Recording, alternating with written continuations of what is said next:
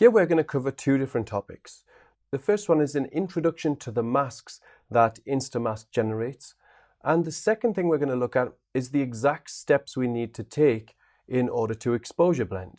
Now, you don't have any images for this video to work with, so you can just observe, you don't need to follow along.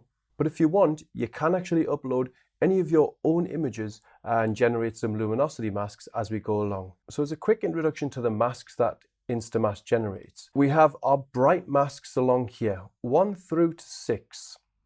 And the first mask is very general. The 6th mask is extremely restrictive or specific. You see, it targets the main highlights in the image. So as we move along, our targets get more specific, more restrictive. And now this is great because it allows us to make general changes like this, or if we just want to affect the strongest highlights in the image, we can go all the way down to bright 6, and there we target the strongest highlights. D stands for dark, so these are our dark masks. If we press 1, that's a general darks mask, so again it selects most of the shadows.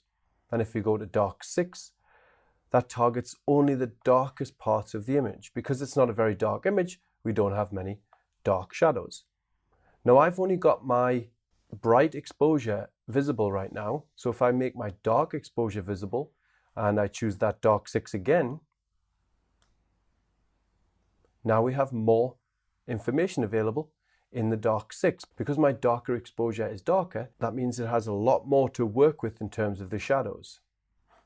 I'm going to make that invisible again. And here we have our midtones. So this selection excludes our highlights and our shadows.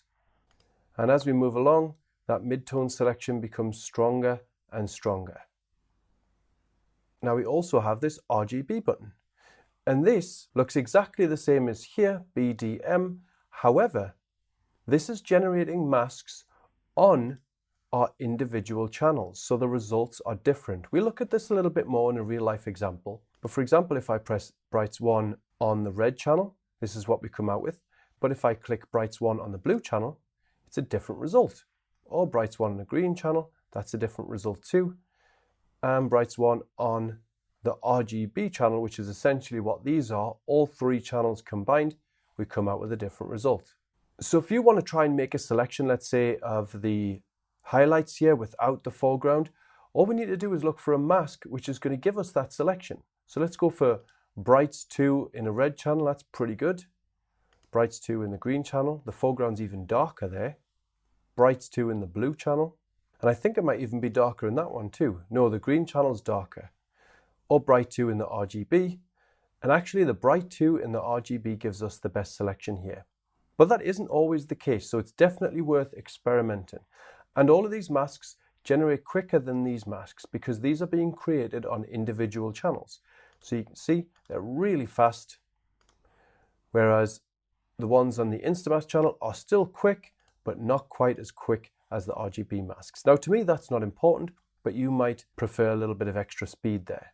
So those are the main masks that we're going to work with. We're not going to work with range masks or tone masks in this course. I want to stick with the RGB masks and the main luminosity mask. And that's because that's what's most effective, and that's what I use in my exposure blending. So if we want to make a selection, let's say, of the shadows, we can press Darks 4. Or if we want to make a selection of the highlights, but not the strongest highlights, we can go for Brights 4. So you just need to have a little play around with the different masks to see which one suits your needs. And as I explained in the last video, we need a mask which is going to give us contrast between the areas we want to select and the areas we don't want to select. The areas we want to select, we want to be white or light grey, and the areas we don't want to select have to be black or dark grey. So here let's go for, say, a Brights 3. That's given us a pretty good selection, but possibly a little bit too strong. So I'm going to go for a Brights 2. I think that looks good. And now I can select my darker exposure and just press apply. And there we've blended the exposures. So that's a quick introduction to the luminosity masks available in InstaMask. And we're going to see these demonstrated a lot throughout the course. Now let me show you the steps involved in exposure blending. First, I'm going to show you apply image, which we've already looked at. And that's by far the easiest. So in the next video, you're going to find out why I make certain layers invisible or visible, But for now, I'm just going to do it without any explanation. So I'm going to hide the dark layer. I'm going to choose a mask. Let's choose a brights 2. Then I'm going to select my layer and just press apply. And then I can show the layer. And that's it. Those are the steps needed to use the apply image function in InstaMask. Now, as for luminosity masks, I'm going to delete that layer mask, make this layer invisible. I'm going to go for brights 2 again. So I generate my mask. Then I go down to select. Then I go to hide ants, black mask, show layer. Make sure we've got a white paintbrush selected. That's quite large. And now I'm ready to exposure blend. Remember, you have to have 100% opacity, 100% flow, 100% smoothing. And then we just paint in those areas. And I'm going to leave the water as it is because I think they get a little bit too dark when you blend in the exposures from the darker exposure. So that's all you need to do to blend exposures. Now, when it comes to blending in a brighter exposure, it's very similar. Here's a brighter exposure, here's a darker exposure. We don't have the dark exposure for the sky because I just wanted to demonstrate how to blend in the brighter exposure. So here, I make the brighter exposure visible.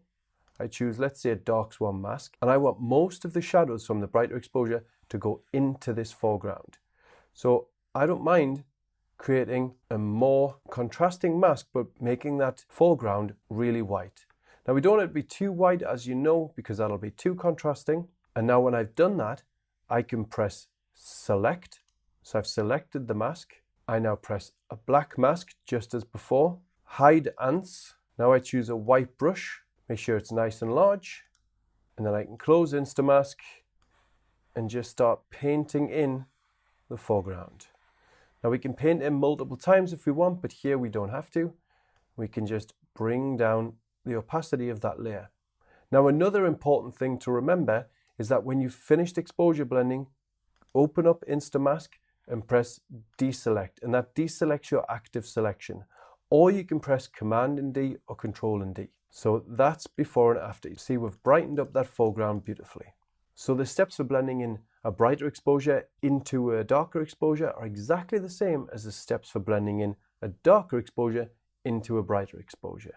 Now, don't feel like you need to memorize those steps because you're going to be doing this quite a lot in this course, so you'll get used to it as the course goes along.